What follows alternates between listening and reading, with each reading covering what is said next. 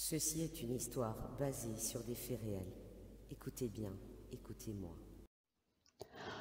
Bonsoir à tous, j'espère que vous allez bien. Alors, je remercie tout d'abord mon abonné de m'avoir rappelé une histoire ancienne que j'avais presque oubliée. Et le déclic a été « Morgane, raconte-nous une histoire médiévale ». Et je me suis souvenue de cette histoire. Et je crois que si je l'ai oubliée un petit peu, c'est pas par hasard. Je vais commencer par vous raconter l'historique de l'endroit qui est un château, ou plutôt une ruine de château en Alsace, près de la ville d'Andlau, qui est une très belle ville d'ailleurs. Le château de Spesbourg, qui aurait été construit entre 1246 et 1250 par Alexandre de Staleck-Dika, alors avoué de l'abbaye d'Andlau, juste à côté. Cependant, ce n'est qu'en 1322 que ce château est formellement mentionné en instituant Henri de Staleck-Dika en qualité de seigneur du château de Spesbourg.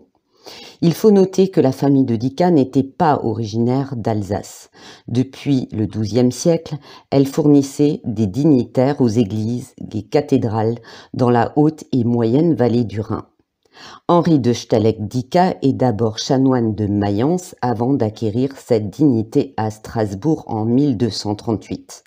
À cette date, les intérêts en Alsace de la famille Staleck-Dika ne sont ni territoriaux ni patrimoniaux. Avec la cession au siège épiscopal, la liste des privilèges pour la famille s'allonge considérablement.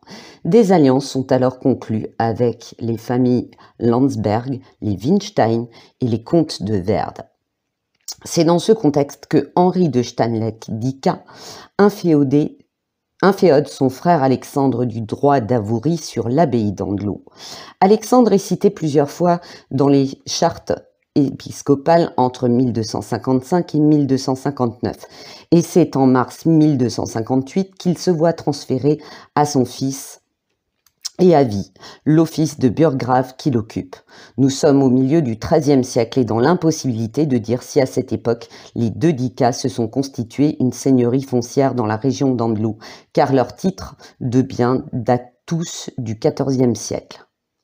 En 1353, l'empereur Charles IV, adjoint à Gauthier Walter de Dika, accepte que Gauthier puisse transmettre ses biens aux d'Andlau, donc très grande famille de seigneurs, s'il mourait sans progéniture mâle.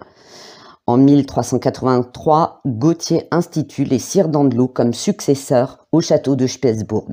Et comme si cette décision était prémonitoire, Gauthier mourra en Suisse à la bataille de Sembach, sans héritier.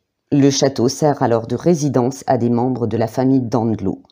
En 1431, Étienne de Bavière investit le Spesbourg qui était sans défenseur. D'ailleurs, des recherches qui ont été faites, il n'y a eu aucun aménagement de défense, apparemment. La même année, le château est repris par les d'Andlau à la tête de 2000 hommes et le château restera habité. Mais au XVIe siècle, le château de Spesbourg est brutalement incendié par des villageois durant une nuit, pour venger une jeune habitante de 16 ans, servante de son état et qui fut violée par les nobles du château. Armés de fourches, les villageois exécutèrent les gardes en douce, s'introduisirent sans peine dans la forteresse, chassèrent le seigneur et sa cour et mirent le feu au château, ce qui le détruisit. Après la Grande Révolution, l'édifice se voit arracher ses plus belles pierres et servit de carrière aux habitants des environs, ce qui explique qu'il a été largement détérioré. D'accord. Vers 1830-1840, les comtes d'Andlau sont remis en possession de leur propriété et vendent la ruine au baron d'Empire à l'Aise. Quand on voit toute la période qui s'est écoulée entre le drame et 1830-1840, il faut savoir qu'il n'était pas habité apparemment. Les comtes d'Andlau donc sont remis en possession de leur propriété et vendent la ruine au baron d'Empire à l'Aise. Vers 1890, la veuve du baron vend l'édifice au docteur Alexis Stolz qui lèguera en 1904 le château par testament à la ville d'Andlau. Bien plus tard, la ruine du château a été enregistré et reconnu au patrimoine. Et depuis, s'est constituée une association. Alors, entre-temps, ils ont essayé un petit peu de fortifier les ruines pour éviter l'aggravation de son état. Et il y a une association qui s'est créée pour essayer de reconstruire et restaurer le château. Voilà. Maintenant, vous allez voir ce qui s'est produit lorsque j'ai visité en 2004 les ruines de ce château. Et je vais vous mettre très rapidement dans l'ambiance.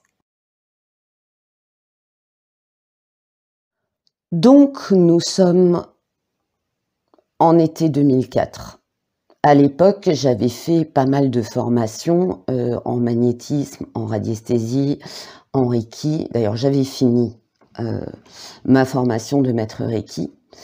Et ce qui s'est passé, c'est que dans ces groupes, quand vous êtes en formation, vous n'avez pas vraiment le temps de faire connaissance.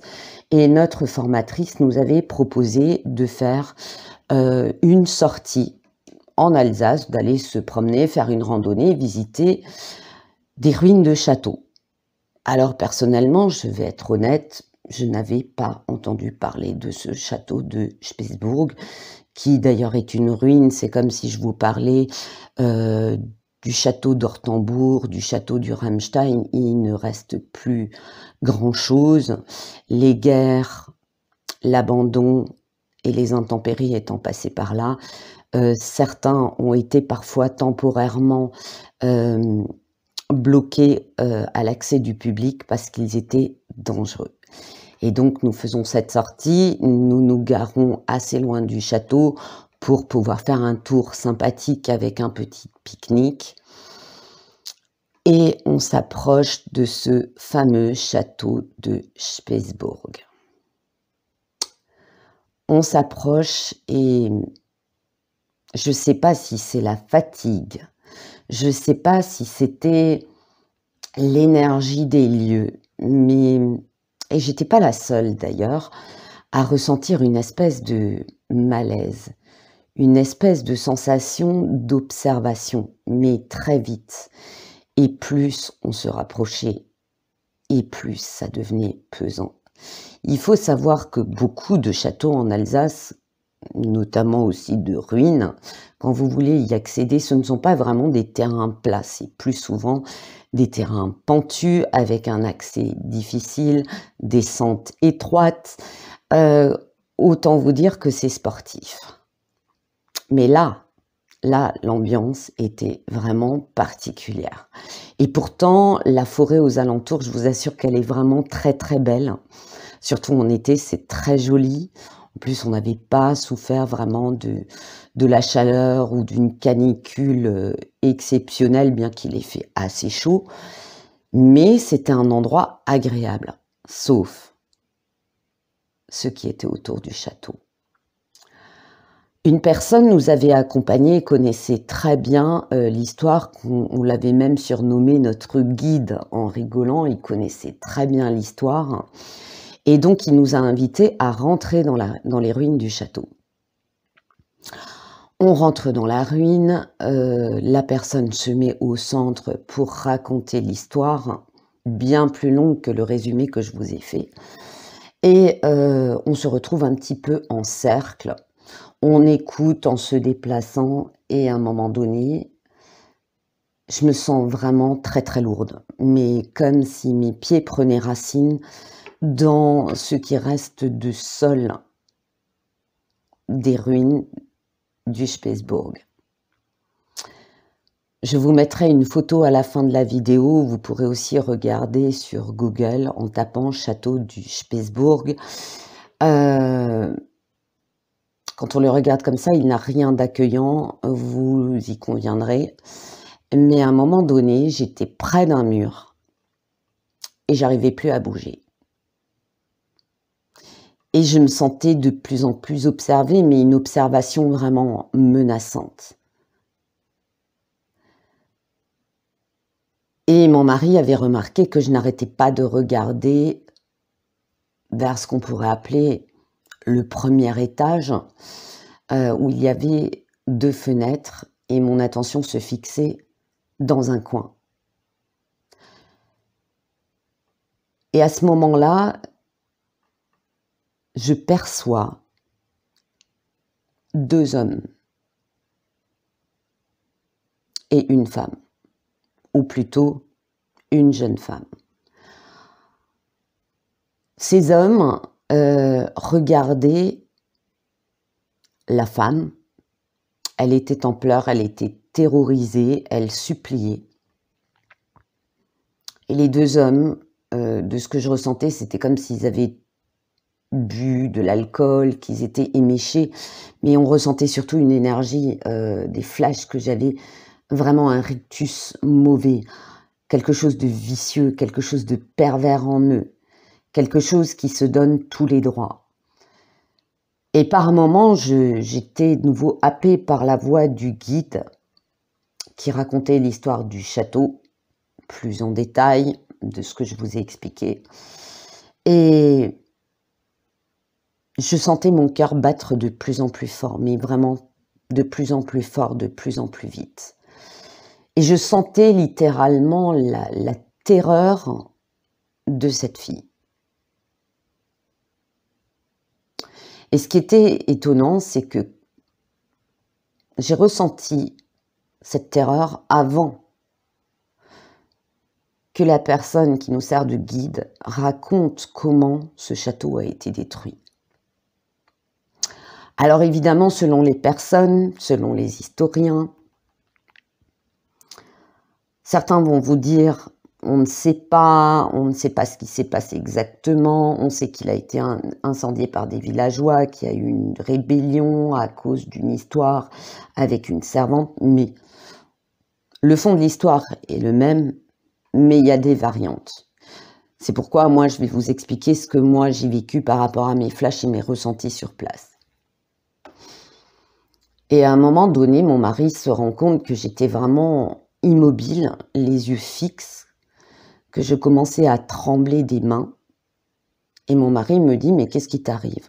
Je dis « Est-ce que tu les vois ?» Il me dit « Voir quoi ?»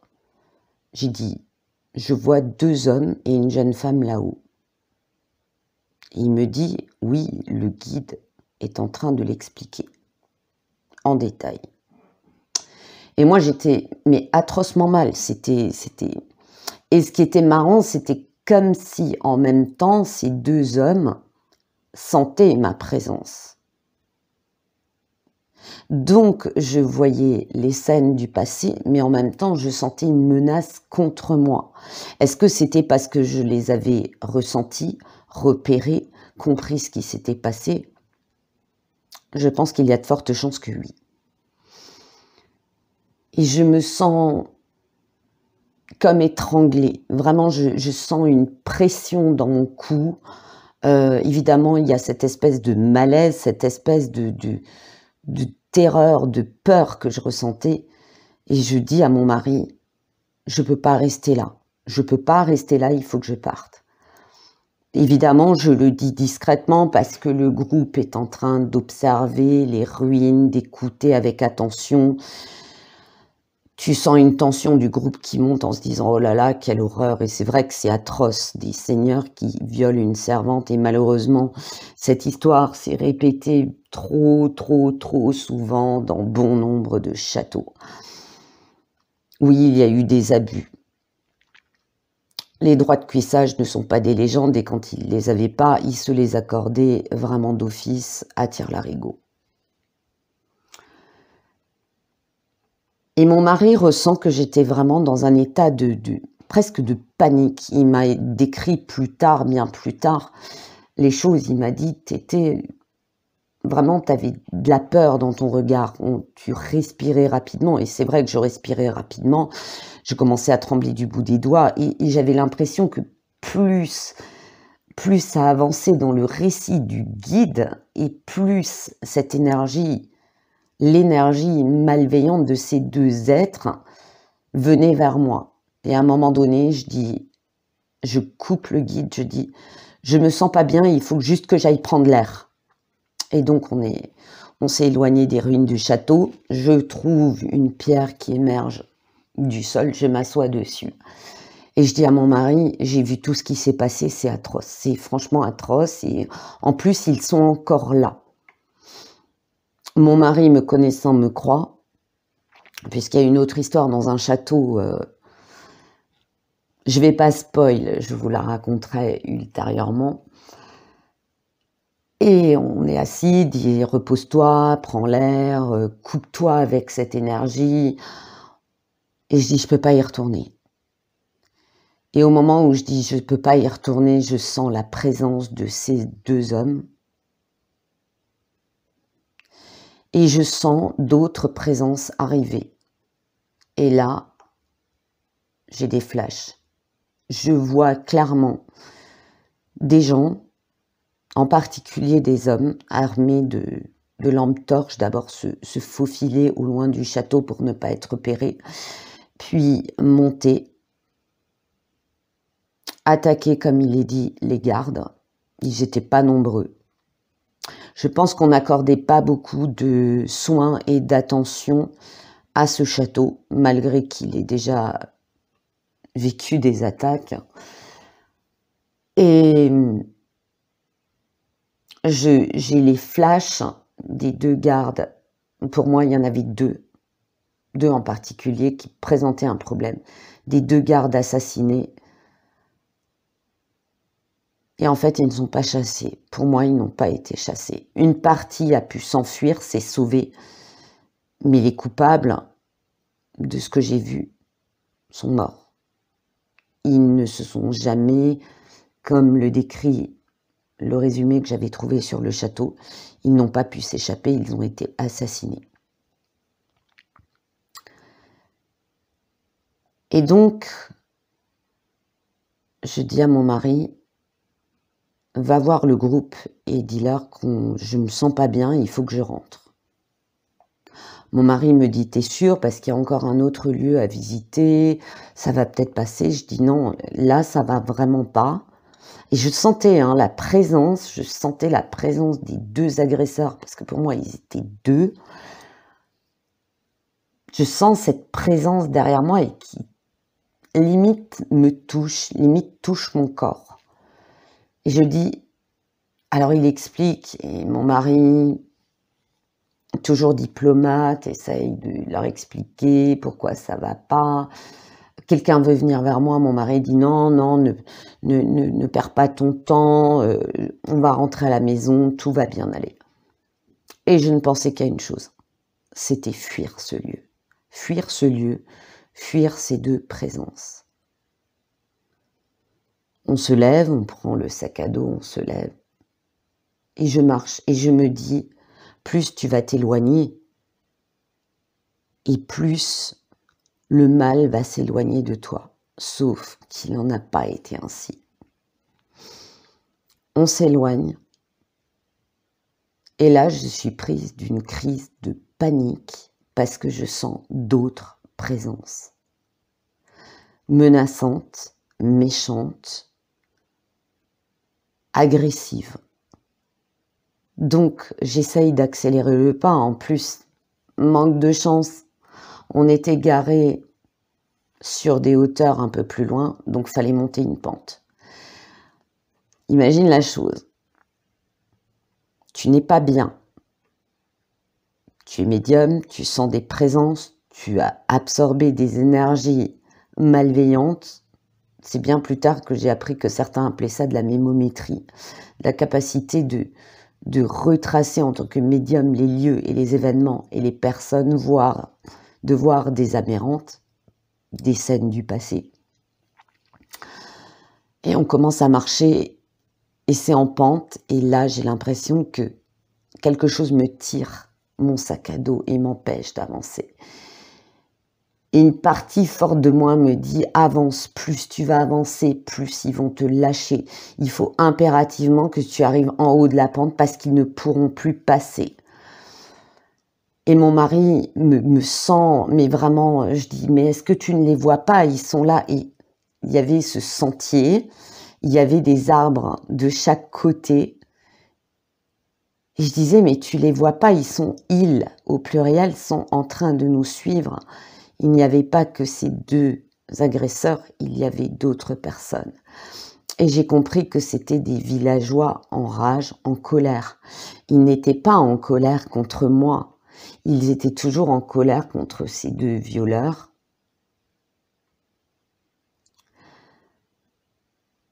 Et qu'en fait, ils essayaient d'empêcher ces deux agresseurs de m'attraper et de me retenir. Évidemment, dans l'absolu, ils n'auraient pas vraiment pu me faire du mal, vraiment physiquement, vraiment me blesser, mais ils auraient pu m'atteindre énergétiquement et me rendre malade, ou faire en sorte que je me sente pas bien, que je me blesse, que je trébuche, mais ils faisaient tout pour me retenir. Et je les sentais vraiment malveillants. Et mon mari, voyant que j'avais envie de fuir mais que je n'arrivais pas à avancer, s'est mis littéralement à me tirer par le bras comme si c'était lui-même qui me forçait à suivre une direction. Et il disait dès qu'on sera dans la voiture, ça ira mieux. Pourquoi ? Parce que dans la voiture, j'avais une protection.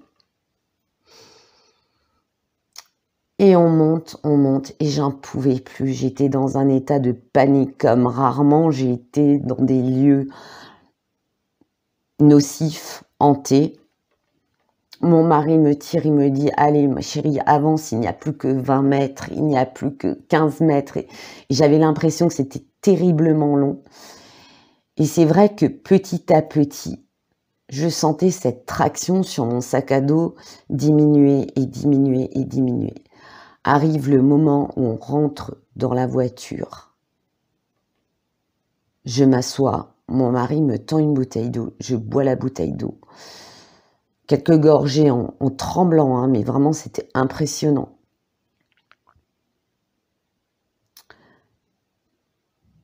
Et cette présence malveillante disparaît.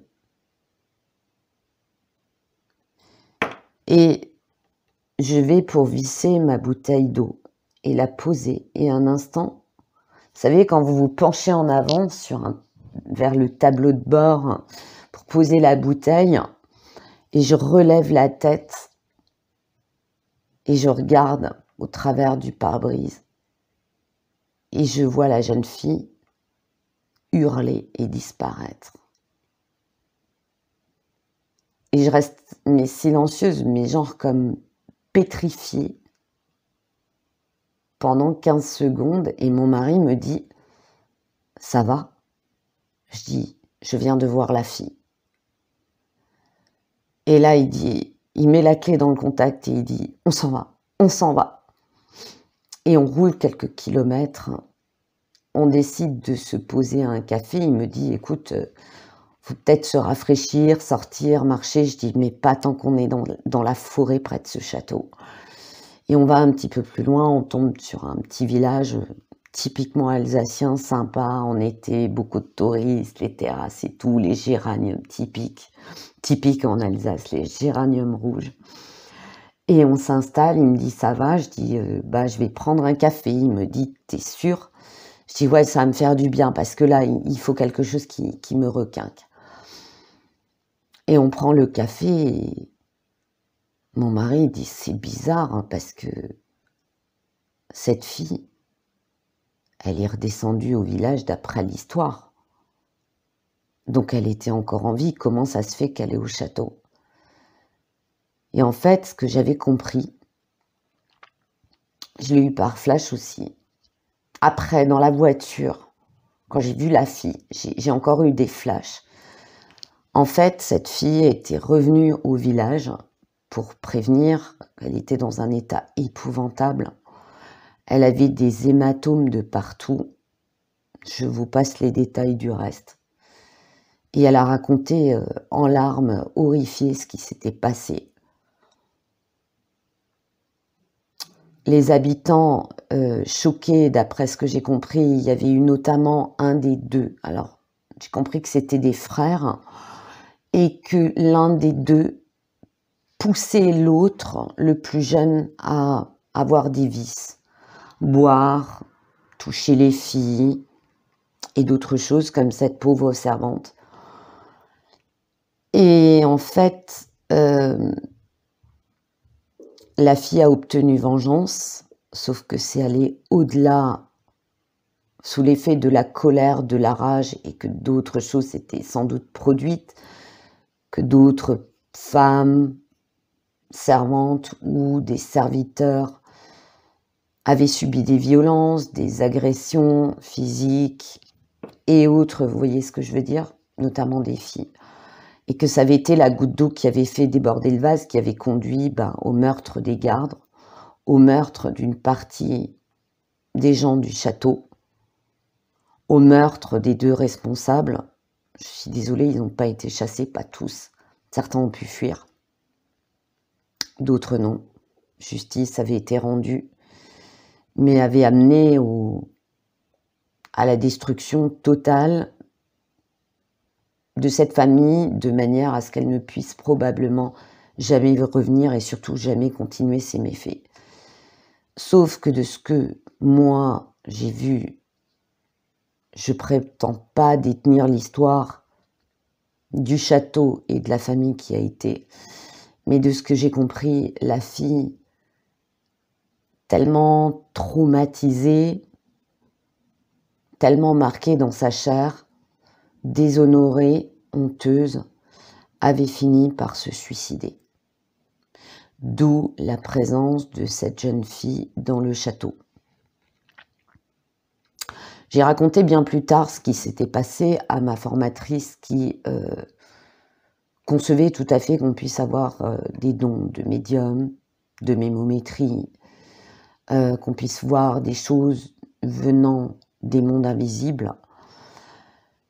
Et elle n'était pas du tout surprise et elle m'a dit « J'ai ressenti ton malaise, mais je t'avoue honnêtement que dans les ruines, j'avais ressenti quelque chose de malaisant et de menaçant. » Donc, ces âmes, en 2004, étaient toujours là et subissaient toujours encore les tourments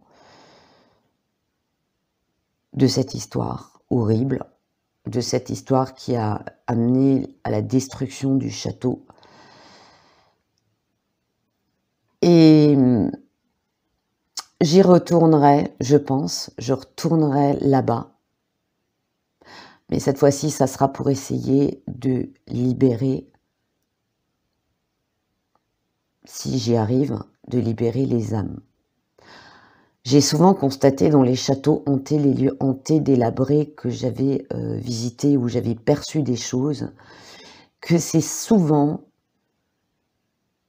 les drames et les âmes errantes qui empêchaient la reconstruction de certains sites historiques anciens. C'était comme si toute l'énergie, les meurtres, les drames, les agressions, les tragédies, les guerres, les destructions, formaient comme une espèce de boule d'énergie en étant répétée année après année. On répète, les guides retracent l'histoire, les gens ont des émotions quand ils entendent ces histoires et ça nourrit une sorte d'égrégore, pas très positif, qui empêche en fait un site historique d'être rétabli. Est-ce que ce château mérite d'être rétabli? Je pense que oui. Je pense que oui. Les murs ne sont pas responsables de ce qui s'est passé. Ce sont les occupants qui ont fait le mal et qui perpétuent encore cette énergie de mal, année après année, décennie après décennie et siècle après siècle. Voilà pour la petite histoire, j'espère qu'elle vous aura plu. Merci encore à mon abonné de m'avoir rappelé cette histoire que j'avais oubliée et qui franchement, elle m'a marqué pendant pas mal de temps. Pas mal de temps, mais les années passent et même le pire, on finit par l'oublier. Je vous souhaite une très bonne soirée, à très bientôt.